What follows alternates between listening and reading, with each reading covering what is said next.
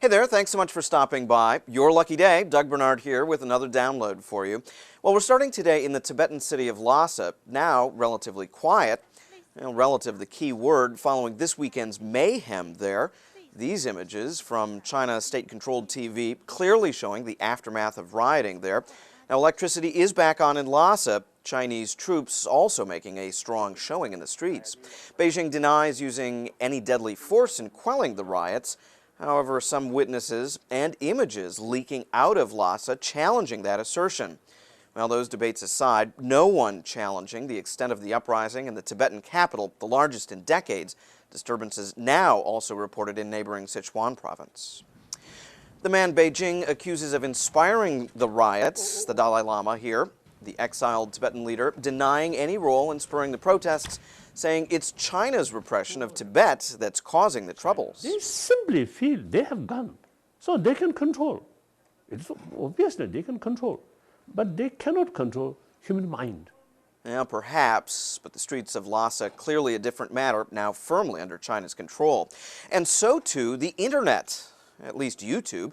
Chinese authorities blocking access to the site, just like they block all access to our VOA site. So, anyone who wants to copy today's download and email it all around China, be our guest. Well, hopefully you can see what China doesn't want you to. News from around the world, accurate and objective, 24 hours a day. voanews.com. In financial news, a fallen giant and resulting instability in world markets. Now, if you held stock in the 85-year-old Bear Stearns investment group in the last week, woe is you.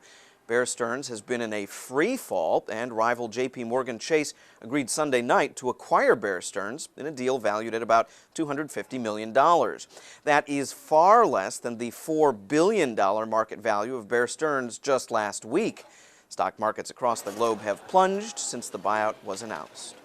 Well, sticking with plunging finances for just a moment, we turn to former Beatle Paul McCartney, who clearly does not want to turn to us. Hello. I don't know why you say goodbye. I say hello. Mr. McCartney and his former wife Heather Mills at a London court Monday. Ms. Mills looking happier. And heck, why not? A divorce judge awarding her $48.6 million in settlement, ending the long, winding road that has been a messy public dispute. I'm so glad it's over, Ms. Mills later telling the press. Sister, you said a mouthful.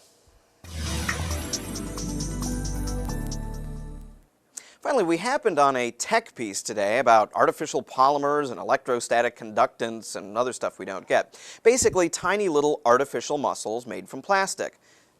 We thought, until we saw how they're being used. Help! Giant conference room blimp on the loose! Loose, yes, but intentionally. This robotic blimp steering itself using tiny electric charges on its tail. And opposed to the traditional gas bags one usually finds at a conference, this one seems to be a hit. The 3-meter-long blimp, a prototype, its inventor hoping to make an entire airship that moves and twists using the artificial plastic muscles, until then promising to terrorize scientific gatherings until they give him a bigger research grant.